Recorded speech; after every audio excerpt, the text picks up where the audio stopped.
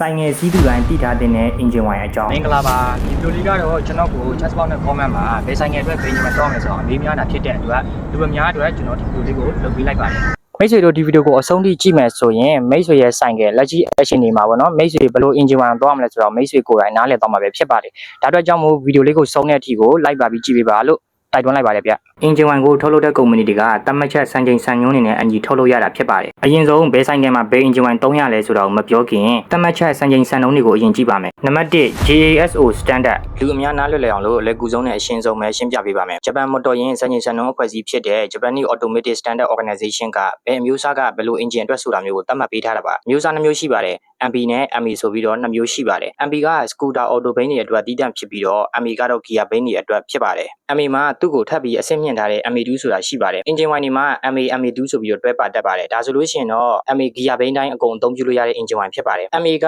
engine power အသေးစား weight drain လိုမျိုးပေါ့နော်တခြားသော gear ပါတဲ့ engine အသေးစားဆိုင်ငယ်တွေမှာအဓိကသုံးတာပါ ME2 ကတော့ engine power အကြီးစားကြမ်းကြမ်းတမ်းတမ်းစီးရတဲ့ super bike တွေမှာအဓိကသုံးတာပါတတိထားဖို့ကတော့ auto bane နဲ့ကို ME မှားထည့်တာမျိုးကတိတ်ပြဿနာမရှိဘူး engine လေးမယ်စီပိုစားမယ်ဒါပေမဲ့ gear bane နဲ့ကို MB ထည့်မှားရင်တော့လုံးဝအဆင်မပြေပါဘူးကလပ်ချော်ပြီးတော့အပူလွန်ကဲကကလပ်ပြားတွေလောင်ကျွမ်းတတ်ပါတယ်နံပါတ်2 C အမျိုးအစားနဲ့ quality engine wine ရဲ့အရည်အသွေးကိုဖော်ပြတဲ့အခါမှာ C အမျိုးအစားနဲ့ဖော်ပြတာမျိုးရှိတယ် API grade နဲ့ဖော်ပြတာမျိုးရှိတယ်အရင်ဦးဆုံး C အမျိုးအစားကိုအရင်ပြောပါမယ်ပထမအမျိုးအစားကတော့ mineral wine ရေနံစိမ်းကနေပြီးတော့တိုက်ရိုက်တန့်စင်ထားတဲ့ရိုးရိုး engine wine ဖြစ်ပါတယ်အပူဒဏ်ခံနိုင်ရည်နဲ့တဲ့အနေနဲ့ဖြစ်လွယ်တဲ့တက်တန်းကျတဲ့ engine တွေပါပဲအဓိကအသုံးများတယ်ပေါ့နော်တနည်းအားဖြင့်ပြောရမယ်ဆိုရင်အရည်အသွေးအညံ့ဆုံးဈေးအပေါ်ဆုံးပါနောက်တစ်ခုကတော့ refined mineral wine ပါရေနံစိမ်းကလာတဲ့ရိုးရိုး engine wine ကိုပြန်လည်မွမ်းမံထားတဲ့ engine wine အမျိုးအစားဖြစ်ပါတယ်အဲ့ဒီထဲမှာဆိုလို့ရှိရင် standard mineral wine ရှိမယ်ပြီးရင် semi standard wine တွေရှိမယ်ပေါ့နော်ဒီလိုမျိုးစာသားတွေပါတဲ့ကောင်တွေကဒီအုပ်စုထဲမှာပါတာဖြစ်တယ်သူတို့ကတော့အပူဒဏ်နဲ့အနေနဲ့ဖြစ်လွယ်မှုကိုပုံမခံနိုင်ရည်ရှိတယ်ပေါ့နော်ဒီကောင်တွေကဈေးကွက်ထဲမှာလူအများသုံးတဲ့ဈေးအသင့်တင်ရှိတဲ့ကောင်တွေပဲဖြစ်တယ်အရေးသွေးလည်းပဲအသင့်တင်ကောင်းမယ်ပေါ့နော်နောက်တစ်ခုကတော့ fully synthetic ပြောမယ်ဆိုလို့ရှိရင်တရားဂိုင်နှုန်းဓာတ်ပြုမှုကနေရလာတဲ့ engine wine အပြည့်အဝဓာတ်ပေါင်းဝိုင်ပေါ့နော်အပူဒဏ်ကိုအကောင်းဆုံးခံနိုင်ရည်ရှိတယ်အနေအနှစ်တွေကိုပုံမတန့်စင်ပေးတယ်အရေးသွေးကောင်းတဲ့ခရီးဝေးသွားရတာတွေမှာပို့ပြီးတော့စိတ်ချရတဲ့ engine wine ဖြစ်တယ်ဈေးကွက်ထဲမှာလည်းဈေးနှုန်းအသင့်တင်နဲ့အများကြီးတွေ့ရတယ်ကျွန်တော်တို့နေ့စဉ်သုံးတဲ့ဆိုင်ငယ်တွေကားတွေကတော့ဒီ engine wine နဲ့အသင့်တော်ဆုံးဖြစ်ပါတယ်ဒါသူ့ထက်မြင့်တဲ့ engine wine တွေလည်းရှိတယ်ဒီလိုမျိုးစာသားတွေနဲ့ကောင်တွေပေါ့နော်ဒီကောင်တွေကတော့ engine wine အမြင့်ဆုံးတွေထဲမှာပါတယ်တစ်ခုကတော့ API grade ပါ American Petroleum Institute ကနေပြီးတော့ engine wine ရဲ့ performance quality ကိုအဆင့်တန်းခွဲခြားပေးထားတာဖြစ်ပါတယ်ဘယ်လို quality မျိုးလဲဆိုလို့ရှိရင် engine wine ရဲ့ပေါ်တိုင်းမှုတွေကိုကောက်ွယ်ပေးနိုင်စွမ်းတွေအနေနဲ့တွေကိုပေါ့နော်တန်းဆင်ပေးနိုင်စွမ်းတွေအပူဒဏ်နဲ့တခြားဓာတ်ပြုမှုတွေကိုမဖြစ်အောင်ကောက်ွယ်ပေးနိုင်စွမ်းတွေနောက်တစ်ခုကတော့တန်ကြေးတက်ခြင်းကောက်ွယ်ပေးနိုင်စွမ်းဒါတွေကိုတိုင်းတာပြီးတော့ grade ခွဲထားတာဖြစ်ပါတယ် API grade ကိုလက်ရှိမှာဆိုလို့ရှိရင်3မျိုးပေါ့နော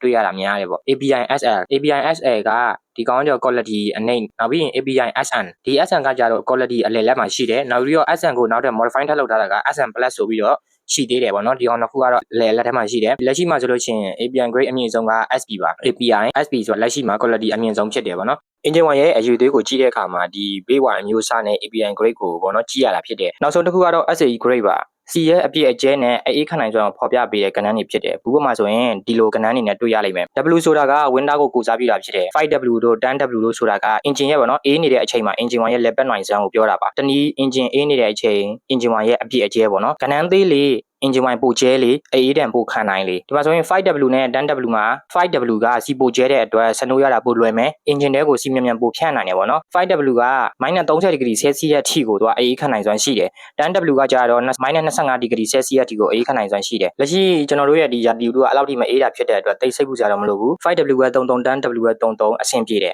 နောက်ကဏ္ဍ30 40 50ဆိုတာက engine စနိုးပြီးလို့ပူလာတဲ့အချိန်မှာ engine wine ရဲ့အပြည့်နှုံးပေါ့ကဏ္ဍကြီးလေသူကပိုပြစ်လေအပူဒဏ်ပိုခံနိုင်လေ engine ဆက်သွားနေတဲ့ပို့တိုက်မှုကိုပိုကာကွယ်ပေးနိုင်လေဖြစ်တယ် engine တန်လည်းပိုငြိမ့်တယ်တစ်ဖက်မှာလည်းပဲပိုပြစ်သွားတာဖြစ်တဲ့အတွက် engine ကလေးလေးဖြစ်မယ်စီပိုစားမယ်ပုံမှန်ဆိုရင်တော့ကျွန်တော်တို့30နဲ့40လောက်ဆိုအဆင်ပြေပါပြီ engine ကနည်းနည်းကြာနေပြီအတန်လည်းနည်းနည်းထွက်နေပြီဆိုရင်တော့40နဲ့အထက်ပေါ့နော်ထည့်ပေးတင်တယ်အဲ့လိုမဟုတ်ဘူး engine ကတော့တစ်သေးတယ် engine ကိုလည်းပေါ့ပါမောင်းကျင်တယ်စီစာလည်းတက်တာကျင်တယ်ဆိုရင်တော့30ထည့်လို့ရတယ်နောက်ဆုံးအနေနဲ့အချင်းချောရမယ်ဆိုလို့ရှိရင် auto ဆိုင်ငယ်ရဲ့ဝိုင်လားgear bane ဝိုင်လားဆိုတာကို JASO standard ကိုကြည့်ပြီးတော့ခွဲရမယ် JASO standard မပါဘူးဆိုလို့ရှိရင်ဘူးတွေရဲ့အပေါ်မှာပေါ့နော်ဆိုင်ငယ်ပုံတွေပြထားတယ်အဲ့ဒီဆိုင်ငယ်ပုံကြည့်ပြီးလည်းခွဲလို့ရတယ်နောက်တစ်ခုက engine wine ရဲ့အရည်အသွေးကိုကြည့်ချင်တယ်ဆိုလို့ရှိရင်တော့ base wine အမျိုးအစားကိုကြည့်ရမယ် base wine အမျိုးအစားမပါဘူးဆိုရင် API grade တွေကိုကြည့်ရမယ်ကိုယ်ဆိုင်ငယ်ရဲ့လက်ရှိအခြေအနေနဲ့ကိုက်ညီတဲ့ C အပြည့်ကျဲကိုကြည့်ဖို့ဆိုလို့ရှိရင် SAE grade ကိုကြည့်ရမယ်ဗီဒီယိုလေးကတော့ဒီလောက်ပါပဲအားလုံးပဲကျေးဇူးတင်ပါတယ်ဗျနားမလည်တာရှိရင် comment မှာဝင်ရောက်မေးမြန်းသွားလို့ရတယ်ကျွန်တော်လိုအပ်သွားတာရှိရင်လည်းပဲ comment မှာဖြည့်ဆွတ်ပြီးတော့ဝင်ရောက်ဆွေးနွေးသွားလို့ရပါတယ်ဗျ